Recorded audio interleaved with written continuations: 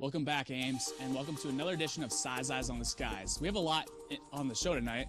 We'll start off your national Iowa weather and give you a sneak preview on the weather for the Iowa State game versus Kansas State. We'll be right back. It's Wednesday night on ISU TV. Broadcasting live from Ames, Iowa. This is Size Eyes on the Skies. ISU TV's longest-running television show brings you the weather around the country, in Iowa, Ames, and beyond.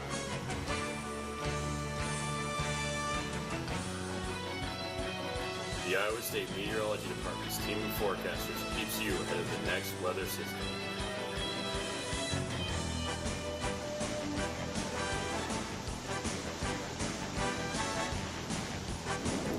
Size Eyes on the Skies starts now.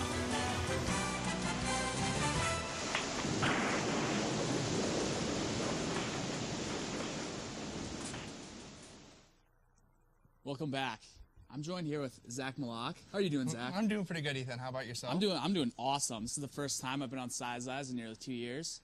So it's good to be back, you know? Ethan was our producer last year, and it's definitely nice to be in the seat right next to him. It definitely is. It's a good nice feeling. With you too, yeah.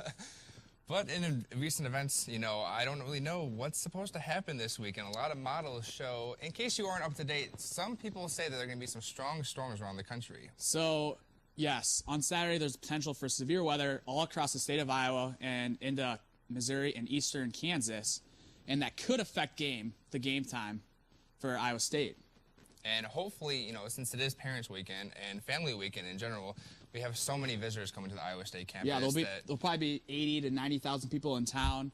So if severe storms do come through during that time, it could be really potentially dangerous for a lot of people. I'm sure we'll mention some safety precautions towards the end of the show, just in case you do get caught in this severe weather. But I mean, across the country right now, there's nothing really going on. Just big preparation for it's like the calm before the storm. Yeah, we really don't definitely. know what's going to happen, but something could happen, and we're waiting to find out. Actually, down in South Texas today, they got up to nearly 100 degrees. Really? And their dew points, the moisture in the air was up to 70 degrees Fahrenheit, which is, we'll see that That's air mass coming move our north way. towards That is going to be this coming our way, and weekend, I will cover that in the national segment. So we're going to send it over to Sam right now at the Iowa weather desk. How's it going, Sam? Oh, it's good, Ethan. Hey, by the way, do you know the safest place to hide from a cyclone when Steele Jansen's throwing the ball?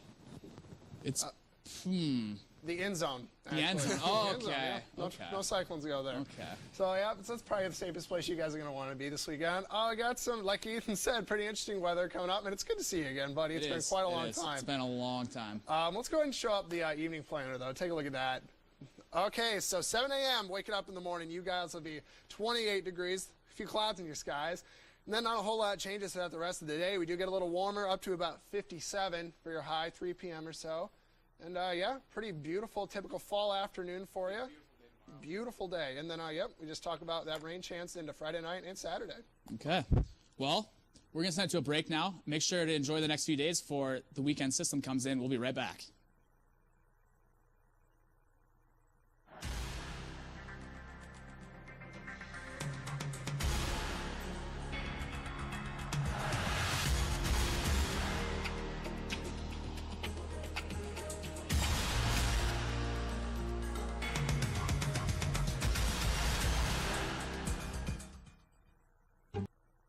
Welcome back.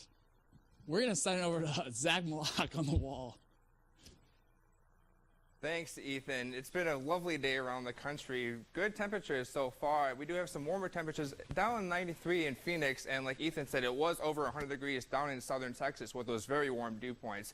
Up in Seattle it is about 53 degrees, and in Billings it is about 70. In Minneapolis, we do have a 50 degree reading right now, and we do have a slight but very weak cold front going over across the northern United States right now, and that will kind of bring a little damper on things. Just some cloud cover we will expect in this area. Highs this afternoon. San Francisco, we did have a 66 degree temperature, and in Phoenix, like I said, we had that 90 degree temperature.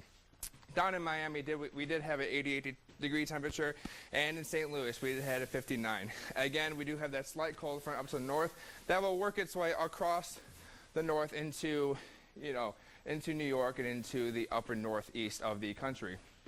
Tomorrow's highs, we do have a 61 in San Francisco, and right about now we do have a small rain chance because a warm low pressure system is in that area, and it will work its way across the area to our area, and will tap into some of that moisture and bring us some of that rain. We do have an 84-degree chance right now and a 50-degree temperature for tomorrow's highs up in Minneapolis. Tomorrow's forecast, we do have a 50 in Pierre and 58 in North Plate. We do have a 70 in Lincoln, as you can tell, and a 76 in Hayes. That warmer temperature will stay around for the rest couple of days, as that cold front still remains to the north. Will work its way down, but it said it's very weak, and it will only bring some high clouds for the rest of the afternoon, for the rest of the week.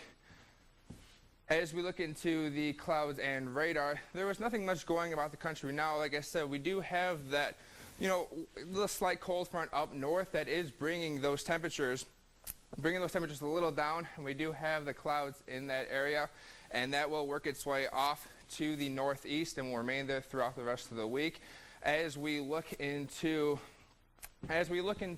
California, we do have that low pressure system centered right there, and that will work its way across the United States up into the Iowa, and that is the major reason that we will have storms coming into this upcoming weekend.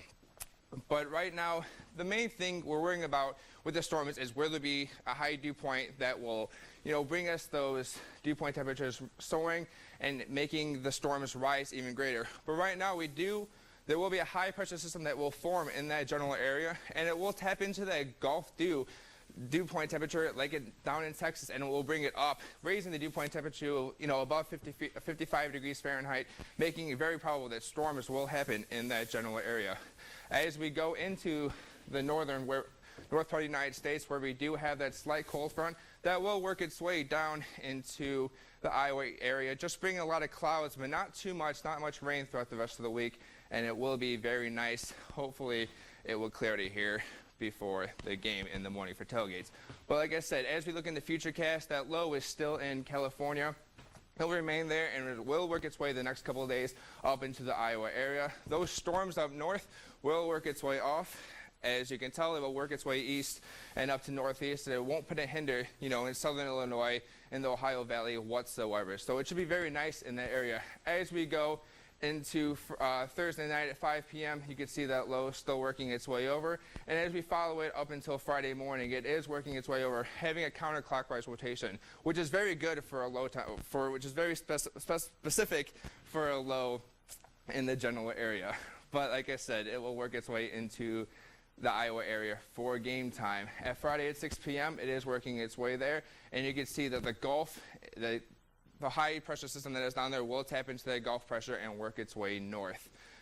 So as we look into warnings, we do have a small red flag warning just because of high winds. High winds, it's still a chance for fires. I don't think it's that big of a thing to worry about.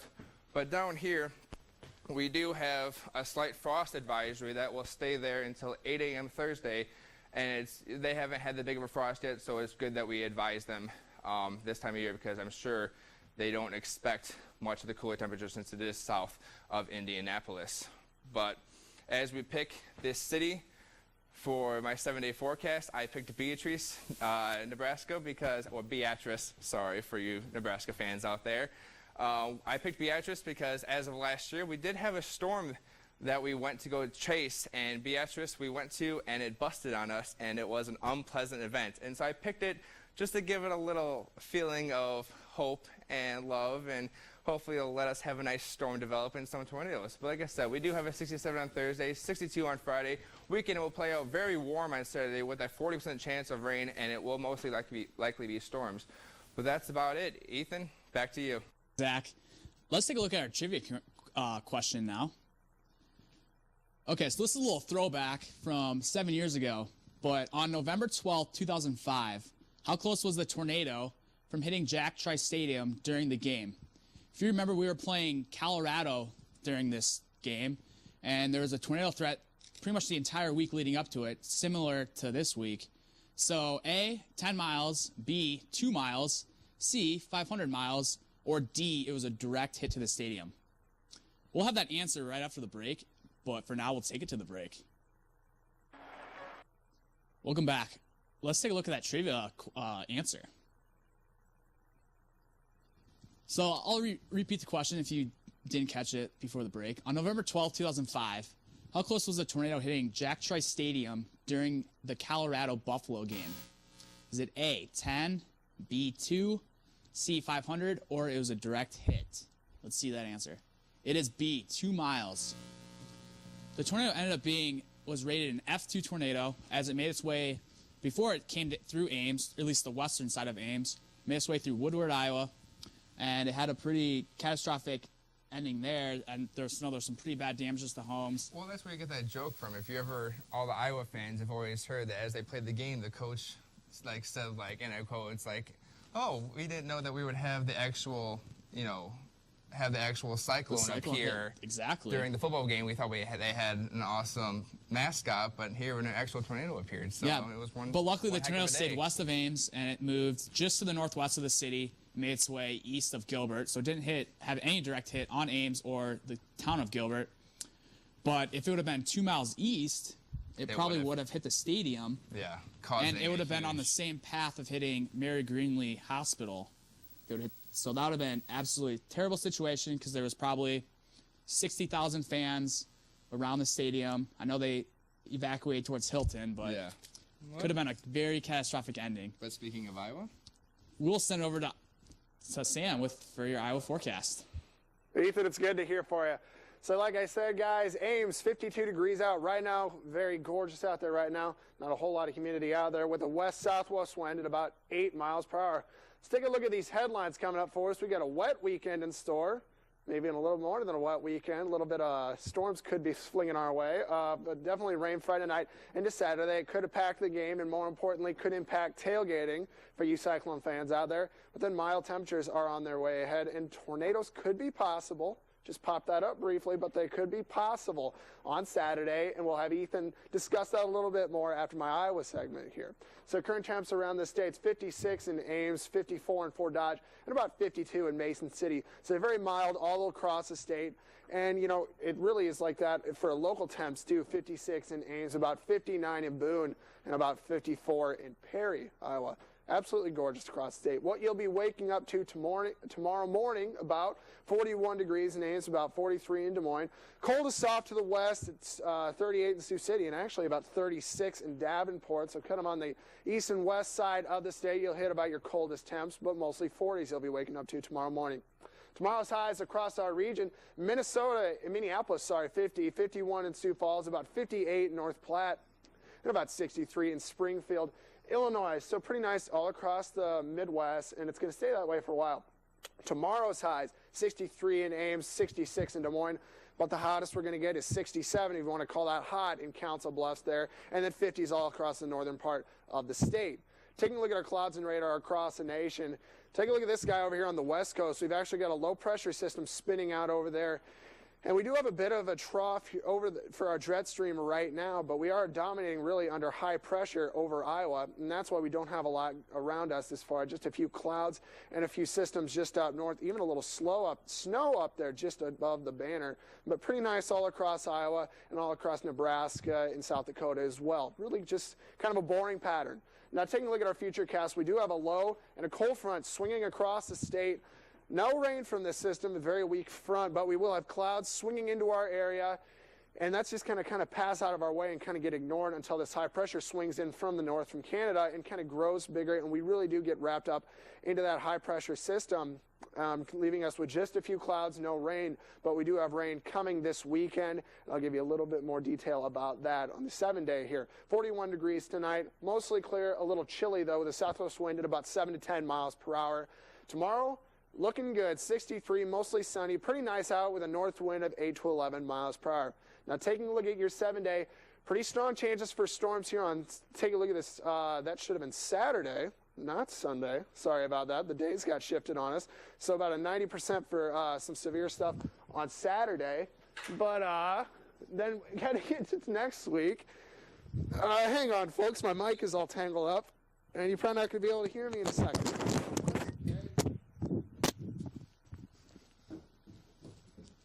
Anyway, yeah, so pretty nice weekends in our midst, and yeah, a little bit of a mic situation here at Size Eyes, but you know what? We like to have fun, and that's okay. So I'm back to desk now. Ethan, what do you think? What about this system this weekend? Well, currently, as many of you know, it's really, really cold and dry out, and this pattern is going to need to change to get severe weather. So we're going to need to somehow tap into that Gulf moisture, which Zach talked about earlier. Yeah, we do have that high pressure system that will move in front of that cold front. That very weak cold front still has the high pressure behind it, and that will, in about Friday, Saturday morning, and will tap into that Gulf moisture and dew completely, and then the rest of that low will kick it up into Iowa. I mean, I think the moisture is there. We just don't know about the cloud cover. So, yep, Friday we'll start getting that moisture pumping up into Iowa, and dew points will rise and increase our thunderstorm chances into Friday night. But currently what's going to be the weather maker, there's a low pressure of energy right off the coast of California, and it's starting to move on shore, and it's called a cutoff low. So as that slowly moves east, it's going to get caught up into the jet stream and eject over the Rockies into the Midwest. And this will be our weather maker and have a lot of energy with it.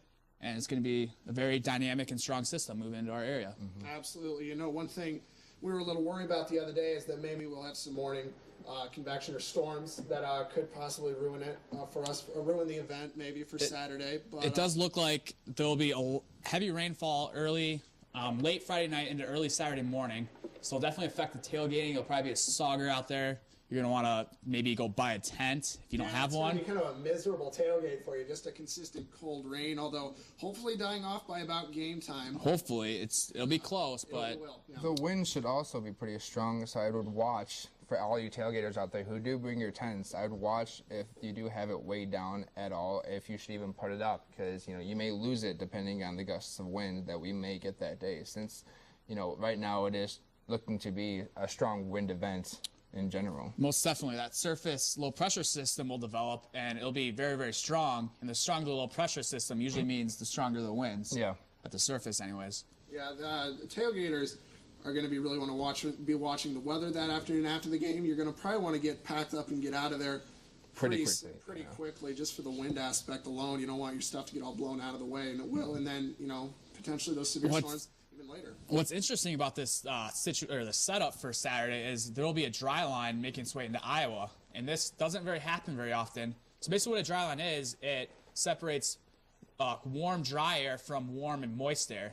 And you usually see dry lines into Kansas and Oklahoma, and that's where dry lines usually produce tornadoes, or can produce tornadoes if your other dynamics are right. But that's going to be moving into the state early Saturday afternoon. So right now it's looking like the best storm chances, or at least severe storm chances in Ames, will be probably around the 4 or 5 o'clock time frame. Maybe a little later, maybe towards sunset around 7. But since many of you viewers will have your families in town, I would like to mention that you should watch the local news and watch the Des Moines news. If we do have some severe storm develop, they will be moving rather quick on that day. And if you hear any sirens, if you hear any sirens whatsoever, it will be flying right across your area. If you're by it, it's going to be something you need to watch out for. It could be a very potentially dangerous situation. Yep, I'm sure a lot of the security personnel at the game will be on top of it and letting everyone know if they need to evacuate the stadium. Potentially, probably not, but maybe.